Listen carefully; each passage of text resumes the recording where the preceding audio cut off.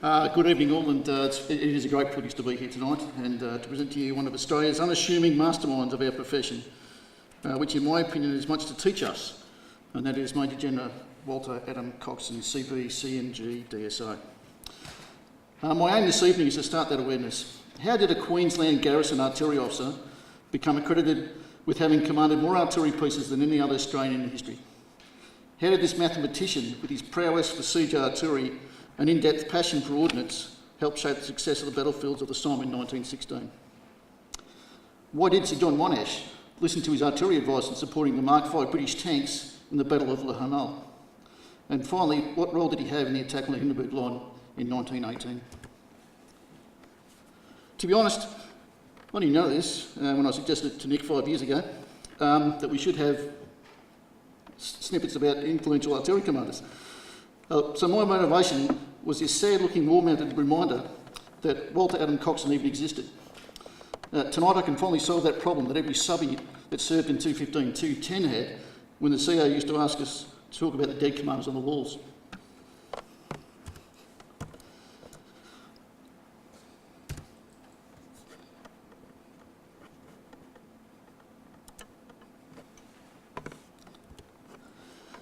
So who was Coxen, and why do we need to know him? The scope of my presentation is to consider the performance of the 1st Australian Corps Artillery Commander, how was he prepared for his battle role, and future head of artillery. To do this, I've used the normal resources, but there's really scant information on Cox out there, Coxen. Luckily, there's a whole personal collection down at Port Queenscliff, and I have materials tonight from his war diaries and his personal records. Some of them are fascinating. To that end, I'll acknowledge the wonderful support I had from the Army History Unit and the team down at Fort Queenscliff. My wife actually enjoyed it after 4 hours of doing research. So the handout has his history. I'm just going to highlight some of the things which I think are important about how he was developed before the war. The first observation was he came from wealth, which gave him education. He was born into a wealthy English family where his dad was educated at Eton, but after suffering a gunshot wound to his right hand, which rendered him almost useless, he was sent to the colony to care for his aunt and uncle. This allowed Walter the ability to be educated at Toowoomba and Brisbane grammar schools. Please note the connection with Chauvel.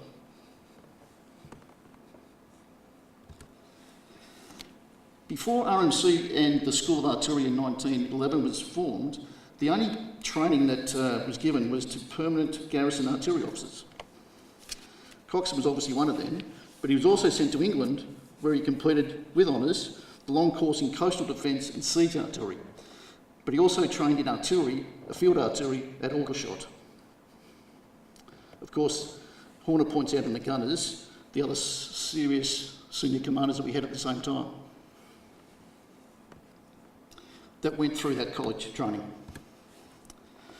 My next observation was that he was an instructor of School of Artillery. Right at the time when artillery was being, the lessons learnt from the South African Boer Wars was being evaluated and procedures and techniques were being developed. It was making gunnery more scientific back then. Here's an extract from one of his personal letters. Please note, he was the first to do a federal school of field and garrison artillery training at Queenscliff. Then in 1907, he was sent back to England again, this time for 3 years, to do more training, but in ordnance at Woolwich. So my observations of Cox's life history and his diaries is fascinating. And he was fascinated with long-range artillery and ordnance. Going through his artefacts, that's where he spent most of his energy. Over and over again, before the war, during the war and after the war, he gave numerous lectures about cordite, long-range artillery, long-barrel guns, ordnance, employment of heavy artillery. In fact, there's a great photo down the Queenscliff of him firing a long-barrel gun at Marcus Hill. So, what does this mean? Was he at the right place, right time, with the right training? I don't think so. However, something was making this work for Australia because he was just about to get the next plum job. Coxen was perfectly placed to be given Lieutenant Colonel at the beginning of the AIF on the 21st of May 1915 and to raise the 36th Heavy Artillery Group, known as the Australian Siege Brigade. This was the only unit to leave Australia with exclusively regular Army officers and men, 412 to be honest. It was also the first fighting unit to reach France in February 1916. Hence why David Horner also stated that the HAG deserved special mention because it was the only permanent Australian artillery unit to serve in the war. Next observation. Coxen was appointed over more experienced gunners. Coxen mixed out on the opportunity of serving with the colonial forces in either of the Boer Wars and therefore had no war experience. Yet he was just appointed as the commander of the only Australian permanent artillery unit to serve in the war. Now, armies are armies, and I doubt that this would have pleased everyone. Please note the names of Bessel Jones, Johnson and Grimwell. The 36th HAG saw action in the British 17th Corps near Arras before it moved south and joined the British 4th Army in the Battle of the Somme.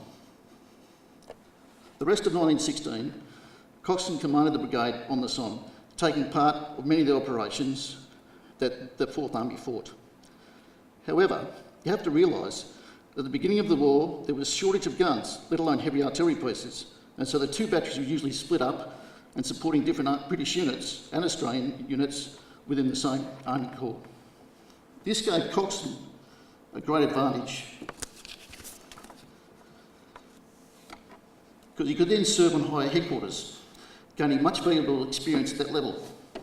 It was also where he could provide his expertise as a gunnery artillery officer, a garrison artillery officer who had ordnance certification.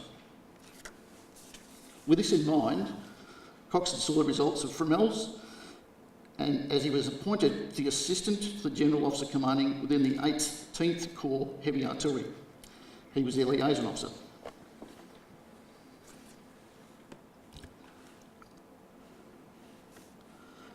Coxen's experience gained through 1916 was adding to the tension amongst artillery officers, especially those in the British forces, as they competed for recognition. Most of the senior artillery officers and staff officers came from field and horse artillery, yet the techniques required on the static battlefield were more like those of garrison artillery. Coxen's case highlighted when Burwood was looking to appoint the CRA of the 3rd Division. Burwood suggested Coxen, but however Grimwell got the job. That was to serve Australia very well. So for 1916, was really good for another name that they used to call him, which was Wacky Coxen. When you piece together the short supply of heavy artillery in 1916 and the impact they were beginning to have, and the new and emerging techniques of sound ranging and the development of battery fire, the emerging techniques of barrages and the role of heavy artillery had in those set pieces, Coxen was definitely in the right place. I think there's a lesson to be taken there. My hypothesis is that Coxen was taking advantage of the coastal siege artillery into the trench warfare of the Somme. However, this was a bit of a stretch of imagination. Coxen got it, and so did Burwood.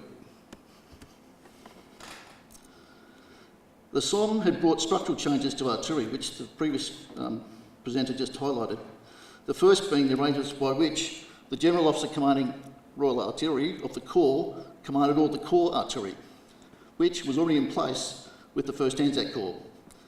And secondly, the creation of the Corps or Army assets, which could be now allocated as required.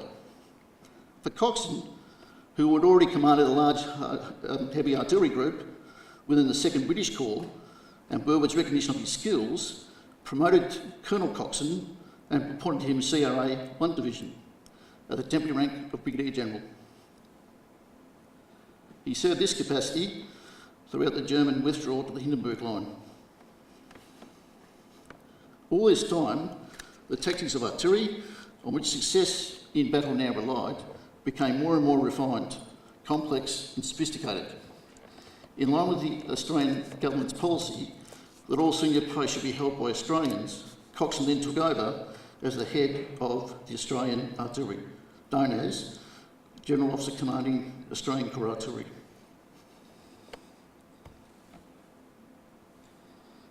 The quote I've got you there was actually before he became that position, before he took on that position, but it goes to the heart of his mind, and he was actually telling and preparing the guns for the Battle of Hamel. That came out of his war diary.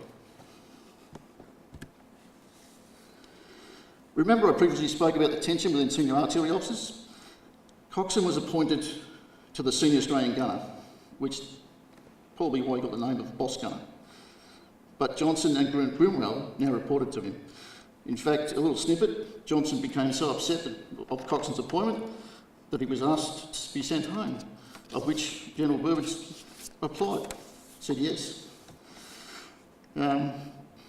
On the screen and in the handouts, I've just got a couple of little snippets over the next little while of his 1917 war diary. I will now spend a bit of time providing you insights into Coxen, who he was as a man, and this may go to his approach and style. It was said of him that if he had not been a captain in arms, then he would have been a captain of industry. Good temper and a vivid sense of humour characterises this man of action. Gifted with keen insight and an outsized memory, he never forgot faces or facts. In fact, his watchword was efficiency. He was tall, well-built with strong features and a self-possessed and dignified manner. He was a good public speaker with a pleasing, well-modulated English voice, and upon retirement sometimes gave radio talks to the Australian Broadcasting Commission. But if I had to sum up his approach and style, it would be the following. Mathematician, 2 periods of training in England, siege and coastal gun training with a smattering of field guns. The long course ordnance before the war, extensive command positions on high headquarters, application of the Somme training, of siege training into the Battle of the Somme, the absorption of new technology, allowing him to effectively use heavy artillery for a different purpose than that of field guns. I think in short amount of time that I've had to understand Coxen, his performance as D.O.C.R.A. 1 Anzac Corps can be defined by his watchword of efficiency. He was always taking facts, techniques, improvements and applying them to the battlefield.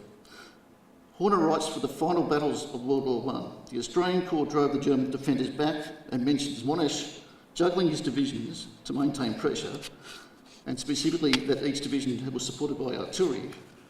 He then goes on to mention that Coxen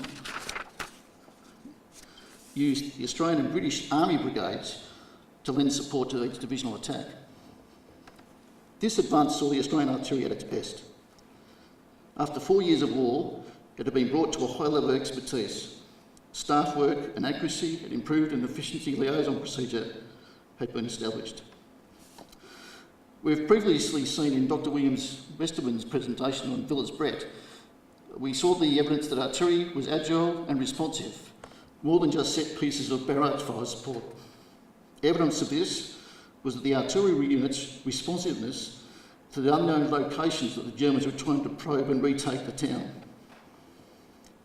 Then in General Stevens' presentation on the Amiens offensive, he summarised the evolution that occurred where the artillery was being used in an offensive manner rather than just to protect the troops.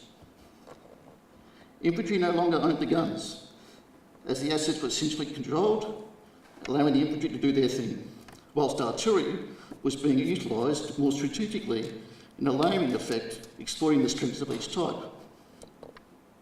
Horse artillery for mobility, field guns for creeping barrages and/or jump barrages, large calibers for counter-battery fire, and heavy artillery for specific hard targets or interdiction. Monash started the shift in taking and using the advancing technology and exploiting its strengths. Technology such as round ranging, as we heard in the previous presentation, calibration, accuracy of maps, aerial photography and communications enable greater success for the indirect assets to engage, harass, neutralise and generally disrupt and cause mayhem. I put it to you that General Coxen, as a senior Australian gunner, had a vital role in his development, and he strove for efficiency of cordite, long-barrelled guns, heavy artillery, and taking his siege training and applying those fundamentals to the modern battlefield. The final plan for the Fourth Army involved 1,386 field guns and howitzers, 684 heavy guns, making up 27 medium artillery brigades and 13 heavy brigades, batteries, in addition to the infantry divisional artillery. Major General Budworth was GOCRA 4th Army, but the fire plan for the 4th Army's artillery was devised by Monish's senior artillery officer, the boss gunner, Coxen.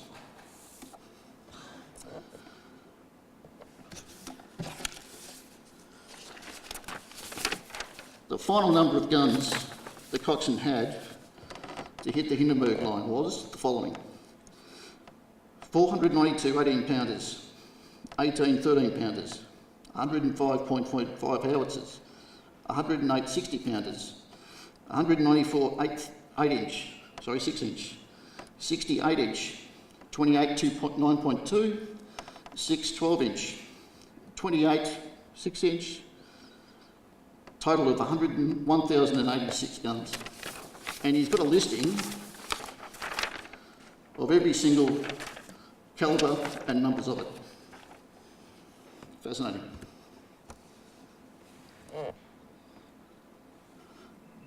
Up there is a slide that's from General Budworth praising Coxen for the events that started the Ardennes offensive.